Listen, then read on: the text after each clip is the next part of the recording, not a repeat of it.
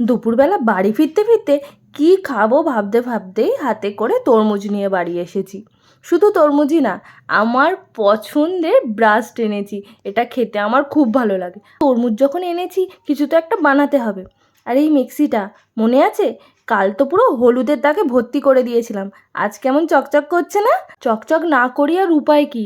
আমার মা তো সকাল থেকে চিৎকার শুরু করে দিয়েছে, আগে আমার মিক্সি সাদা ছিল যেমন সাদা করে দে। আমিও সেরকম জোগাড় লাগিয়ে কোলগেট আর ব্রাশ দিয়ে ঘষে ঘষে একদম পুরো চকচকে করে ফেলেছি। মানুষেরও যেমন ভেতর আর বাইরে কীরকম বোঝা যায় না, সেরকমই হয়েছে এই ফলটার অবস্থা। কিনতে গিয়ে 10 বার ভাবছিলাম ভেতর থেকে লাল হবে তো। যাই হোক, ভাগ্য ভালো ছিল, তাই যেমন লাল আর তেমন মিষ্টি খেতে হয়েছে।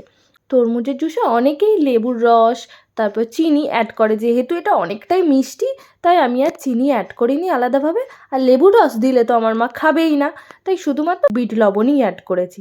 যেটায় বেশি আছে ওটা আমার, আর যেটায় কম আছে সেটা মায়ের। এটা কেন বললাম এক্ষুনি বুঝতে পারবে।